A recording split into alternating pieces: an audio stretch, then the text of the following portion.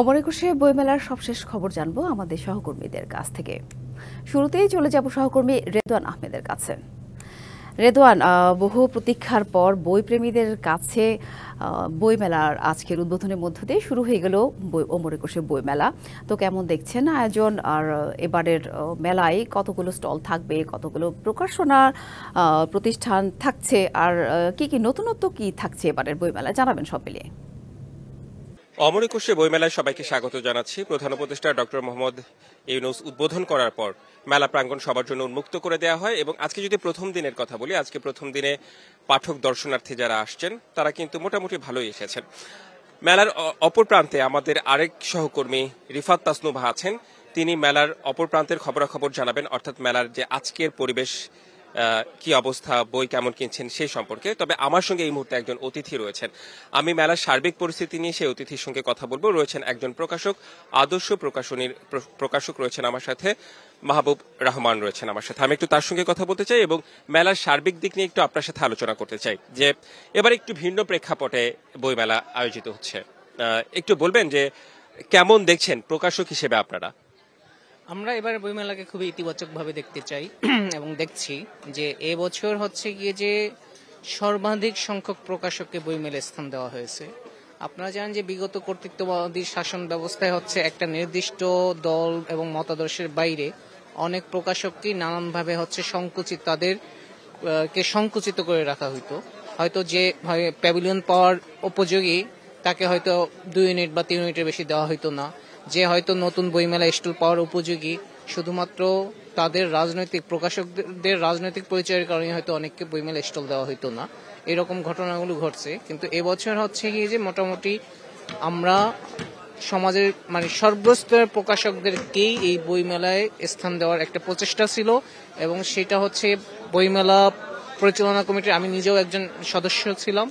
এবং আপনারা জানেন যে এবছর হচ্ছে 1000-এর উপরে ইউনিট বরাদ্দ দেওয়া হয়েছে। তো সুতরাং এই যে সব ধরনের লোকজন, যখন সব ধরনের প্রকাশক হচ্ছে সব ধরনের লেখক বইমেলায় স্পেস পাচ্ছে, তো ফলে সব ধরনের পাঠকের সমাগমে আমরা মনে করি যে অতীতের যে কোনো সময়ের চেয়ে এবারের বইমেলা অনেক বেশি। আচ্ছা, আজকে তো মেলার প্রথম দিন, আজকে প্রধান উপদেষ্টা উদ্বোধন করলেন। অন্যান্য বারের তুলনায় এবার আসলে আমিও আসা হয় বই মেলায়, কেমন দেখছেন?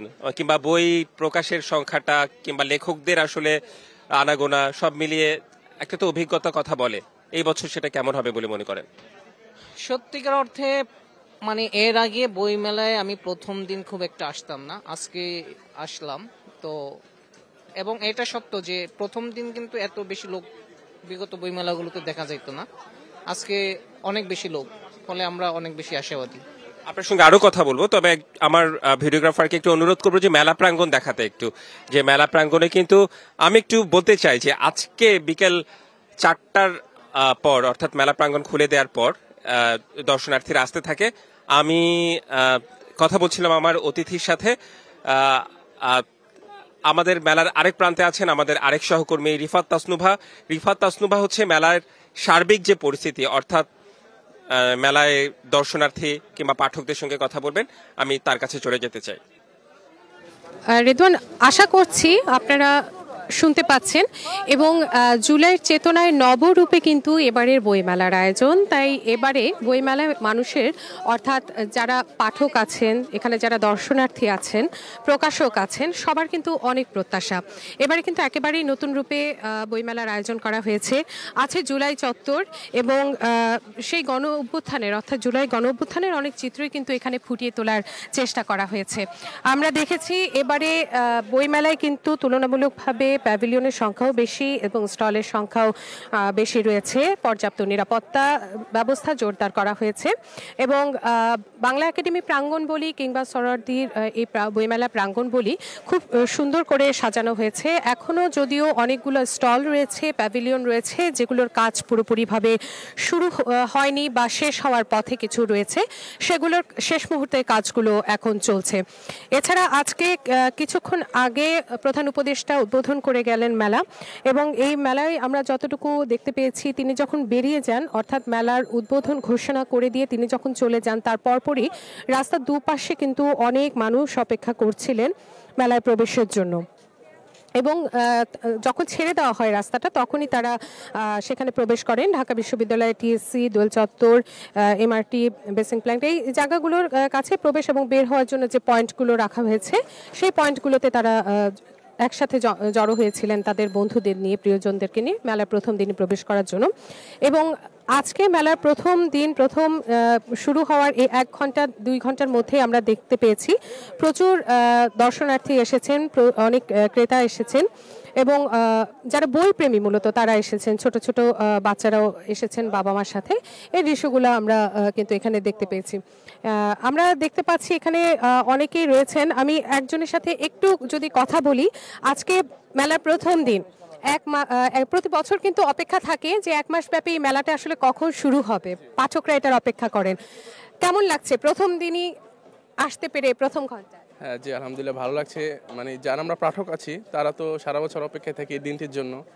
আর যেহেতু আমাদের একটা বড় একটা আন্দোলন গেল, তো তার পরবর্তীতে আমাদের যে বইমেলাটি, অবশ্যই আমরা আশা করব এবছর যে আমরা ভালো কিছু বই উপহার পাবো ইনশাল্লাহ। আর আমার পছন্দের লেখক বলতে হচ্ছে হুমায়ুন আহমেদ, সবারই মানে পছন্দের লেখকের মধ্যে তালিকায় থাকেন। তারপরে হচ্ছে আমাদের যে জুলাই যে বিপ্লব হলো তার পরিপ্রেক্ষিতে যদি কোনো বই এসে থাকে সেটাও আমরা খুঁজবো ইনশাল্লাহ। তো সব মিলিয়ে বড় ভালো লাগছে।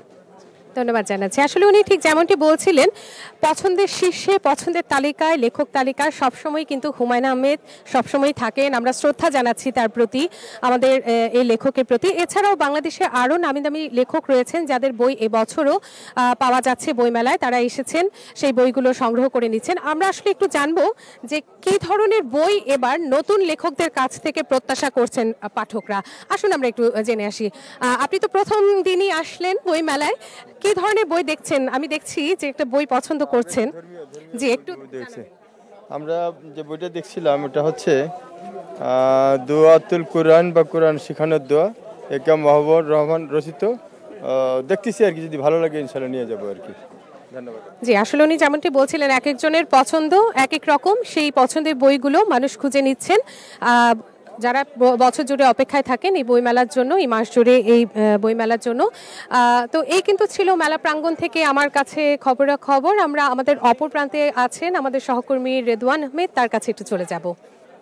রিফাত তাসনুভা মেলার অপর প্রান্তের খবর জানাচ্ছিলেন, অর্থাৎ পাঠক দর্শনার্থী যারা এসেছেন, মেলার পরিস্থিতি কিরকম সেই সব তথ্য জানাচ্ছিলেন। এবং আমি একজন প্রকার সঙ্গে কথা বলছিলাম শুরুতেই, এবং দর্শকদের উদ্দেশ্যে বলতে চাই যে মেলা প্রতিদিন দুপুর 3টা অর্থাৎ বিকেল 3টা থেকে রাত 9টা পর্যন্ত খোলা থাকবে, এবং সাপ্তাহিক ছুটির দিনগুলোতে সকাল 11টা থেকে রাত 9টা অর্থাৎ শুক্র, শনি, এবং 21শে ফেব্রুয়ারির দিন সকাল 8টা থেকে রাত 9টা পর্যন্ত মেলা প্রাঙ্গণ খোলা থাকবে।